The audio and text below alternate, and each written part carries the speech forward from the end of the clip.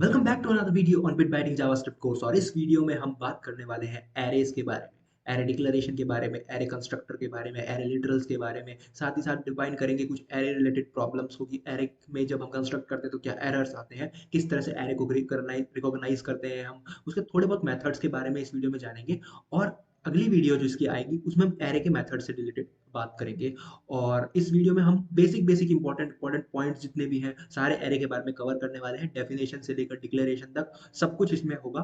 तो बिना किसी देरी के चलिए शुरू करते हैं। चलिए जानते हैं कि एरेज होती क्या है, क्यों यूज आती है। लेकिन उससे पहले आपको जानना पड़ेगा कि वेरिएबल्स क्या होते हैं। ठीक है, वेरिएबल्स अगर आपने नहीं देखा है तो आप मेरी पिछली वाली वीडियो को देखिए जिसमें मैंने वेरिएबल के बारे में बताया है, लेट वेर कॉस्ट के बारे में बताया, उन सबको समझ के आइए, तभी आपको जाके एरे का अच्छी तरह से समझ में आएगी। तो वेरिएबल कुछ नहीं, एक स्टोरेज होता है। सबसे पहले सबको पता है ये चीज। तो वेरिएबल एक स्टोरेज होती है, ठीक है, जिसके अंदर हम क्या स्टोर करते हैं, डेटा स्टोर करते हैं।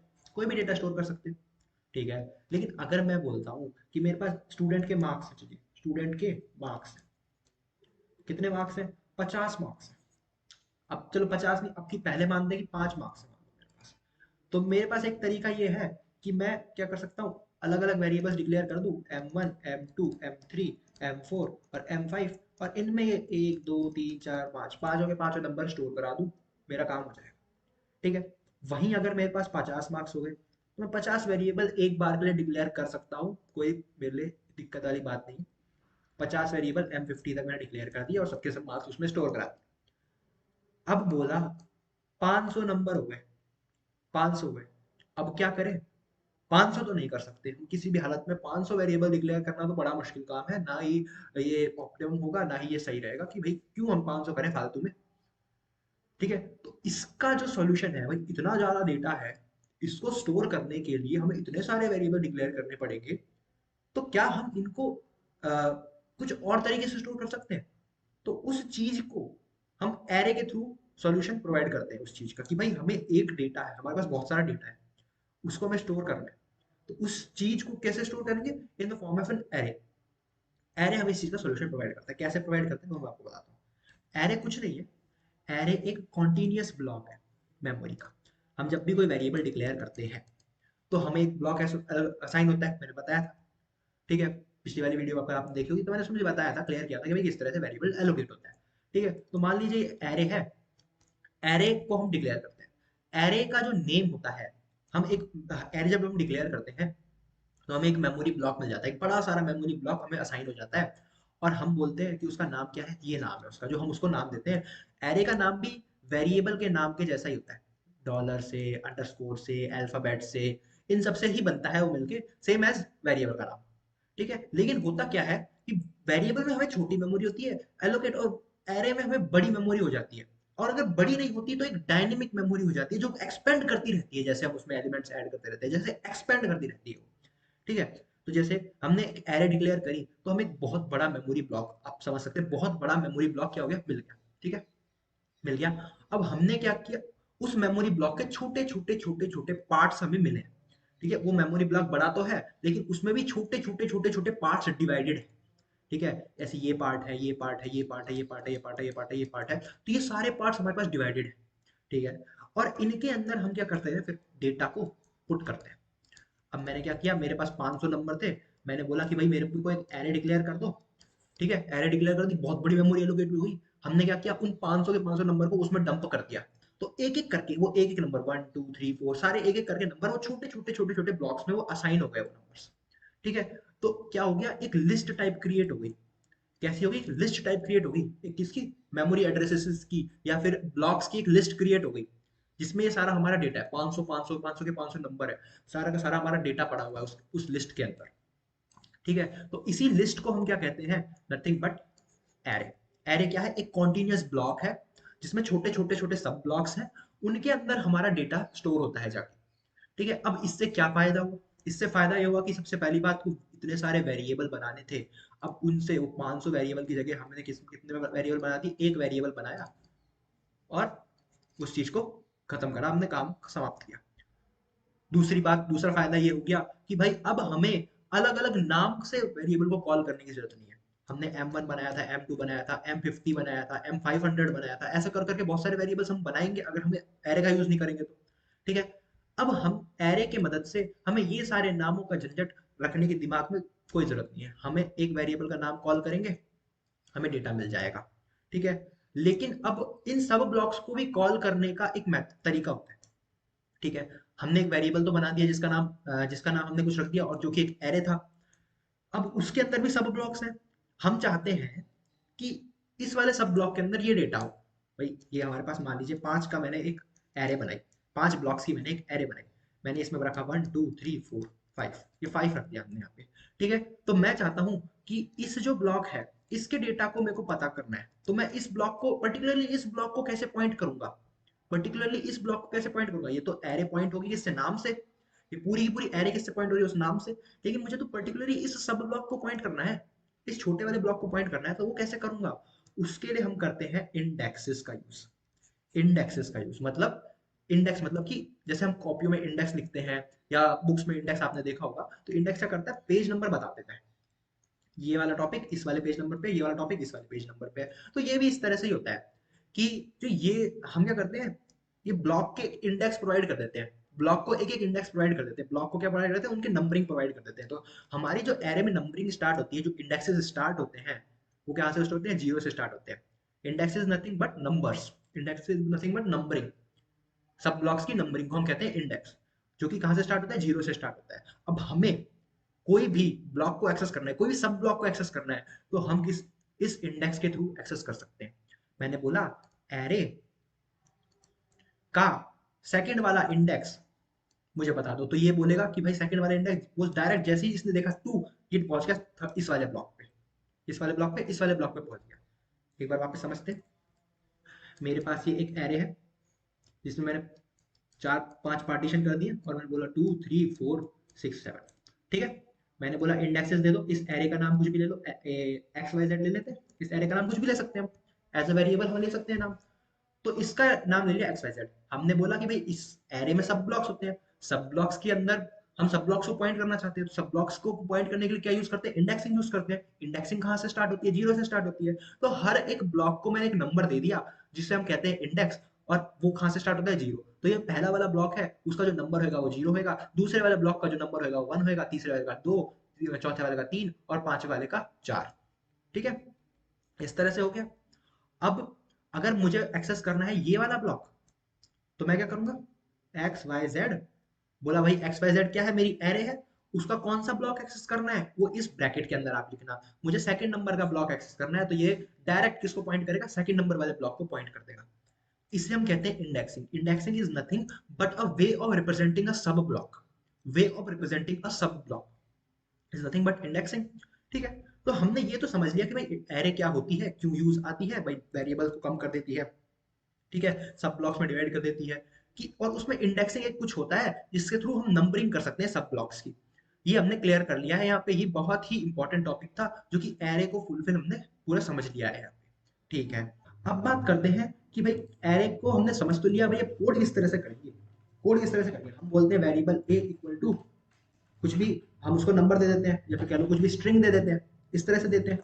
वैसे ही सेम एरे को भी हम देते हैं वैर, फिर एरे का नाम ARRY, ARR बोल देते हैं, और फिर इस तरह से इसे हम कहते हैं एरे लिटरल, ठीक है। एरे को डिक्लेयर करने के लिए जैसे हमने स्ट्रिंग में पढ़ा था स्ट्रिंग लिटरल्स होते हैं, स्ट्रिंग को डिक्लेयर करने के लिए डबल कोट सिंगल कोट्स का इस्तेमाल करते हैं, वैसे ही एरे को डिक्लेयर करने के लिए इन स्क्वायर ब्रैकेट्स का इस्तेमाल करते हैं। तो अब हमारी ARR क्या हो गई, एक एरे हो गई। अब हमारी ARR क्या हो गई, एक एरे हो गई। अब अगर मुझे एरे के अंदर कुछ एलिमेंट्स डालने हैं तो मैं लिस्ट फॉर्मेट में डाल सकता हूँ, मतलब 12 कॉमा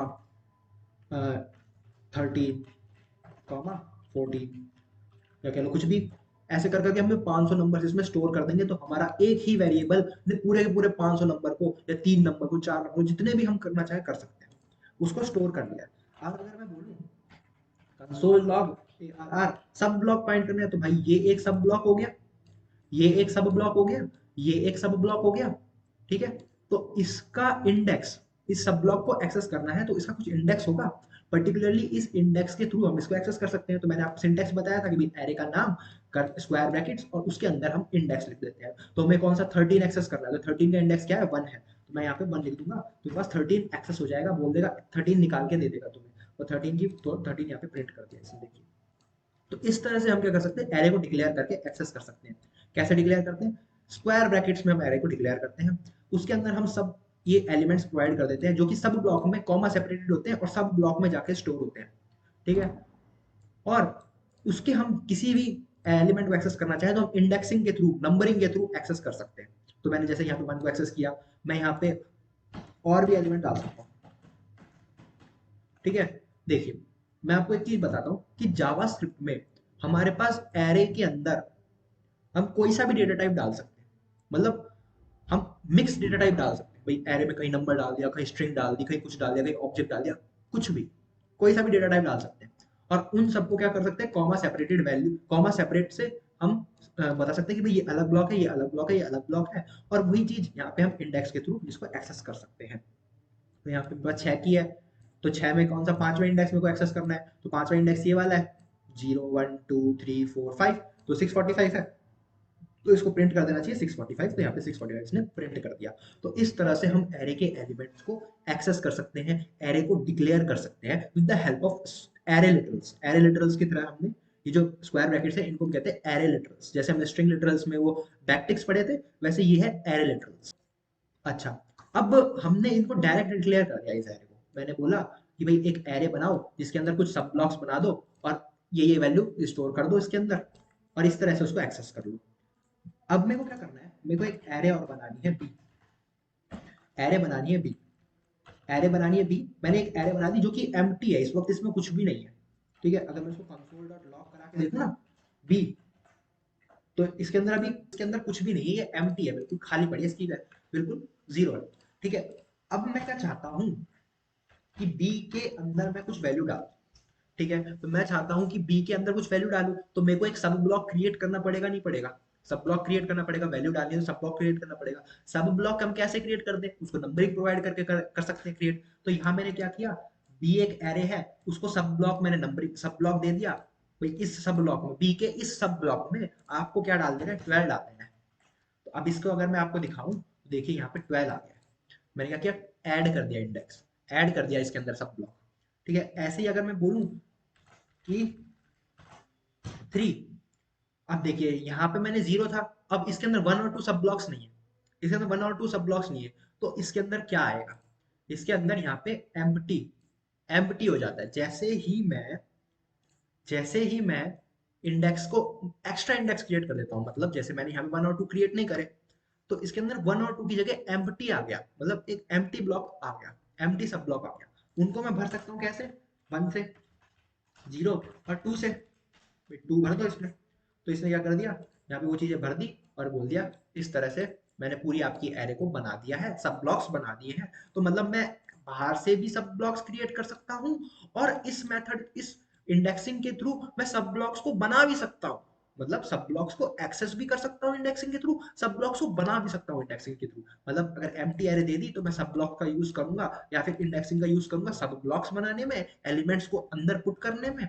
और अगर मेरे पास एरे भरी हुई है तो मैं एक्सेस भी कर सकता हूँ, एक्सेस भी कर सकता हूँ। तो ये क्या हो गया, डायरेक्ट डिक्लेरेशन हो गया। और ये क्या हो गया, वन बाय वन हम इंडेक्सेस के थ्रू डिक्लेरेशन कर रहे हैं, एरे में फिलिंग कर रहे हैं एरे की, ठीक है।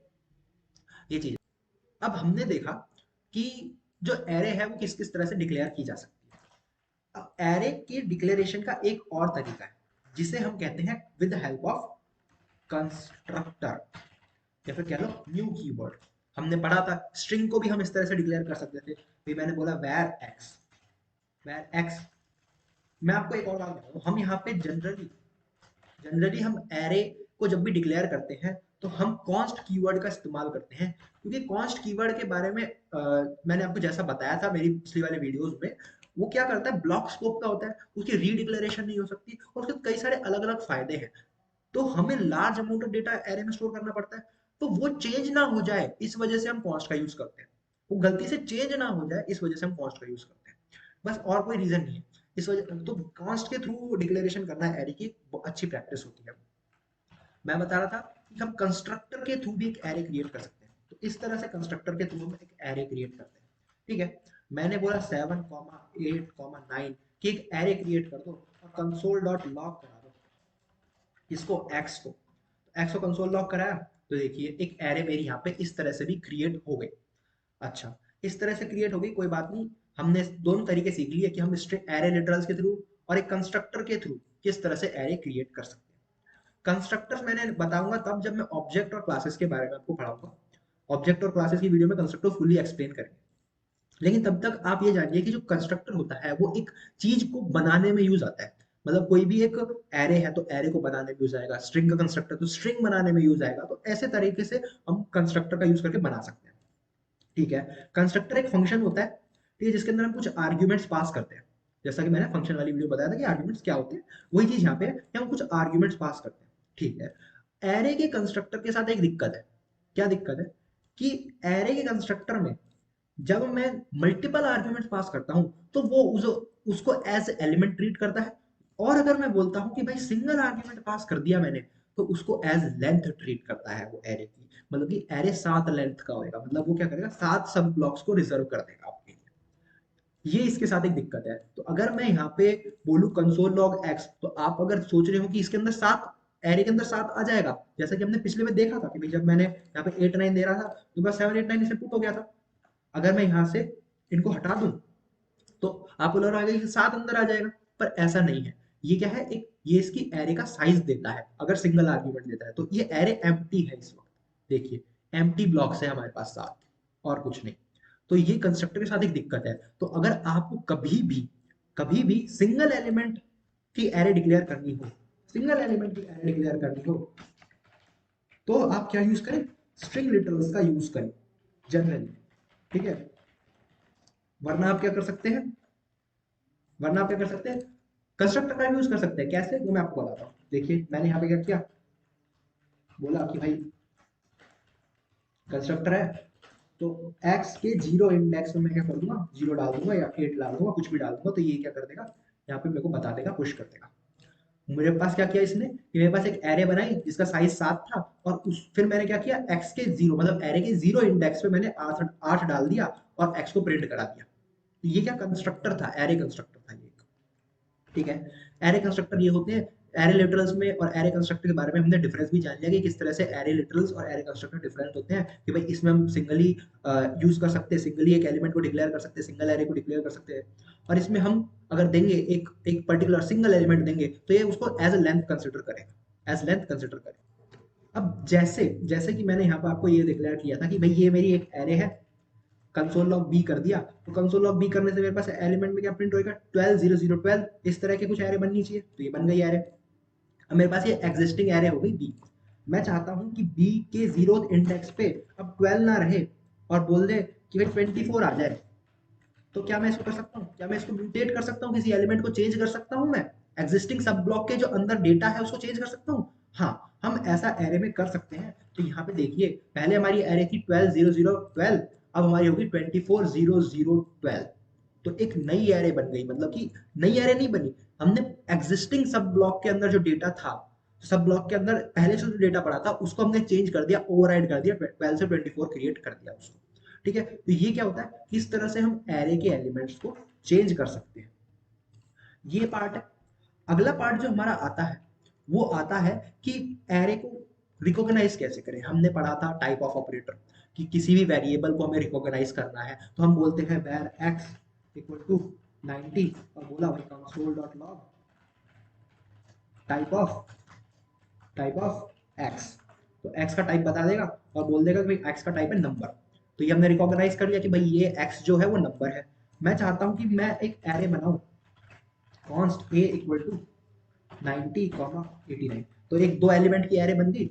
मैं बोलता हूं कि मेरे को एरे को रिकॉग्नाइज करना है, तो मैं क्या टाइप ऑफ ऑपरेटर का यूज कर सकता हूँ, टाइप ऑफ ऑपरेटर का यूज कर सकता हूँ। करके देखते हैं। ये क्या आ गया, ऑब्जेक्ट आ गया ये तो, पर ये तो एक एरे है। एरे को ये ऑब्जेक्ट क्यों दे रहा है, तो टाइप ऑफ ऑपरेटर क्या करता है, ऑब्जेक्ट्स को और एरेज को ऑब्जेक्ट्स ही मानता है। ऑब्जेक्ट्स को और एरेज को जावास्क्रिप्ट के ऑब्जेक्ट ही मानता है। तो हमें क्या करना पड़ेगा, एक तरीका है जिसे हम कहते हैं इंस्टांस ऑफ ऑपरेटर। जब मैं ऑपरेटर्स के बारे में बता रहा था तो मैंने इसको स्किप करा दिया था। क्यों करा दिया था, क्योंकि ये विद हेल्प विद क्लासेस आता है ये। ठीक है, विद क्लासेस आते हैं। तो मैंने यहाँ पे एरे की एक क्लास थी, ठीक है, एरे की क्लास थी। ये तो थोड़ा क्लास और ऑब्जेक्ट ओरिएंटेड कंसेप्ट है।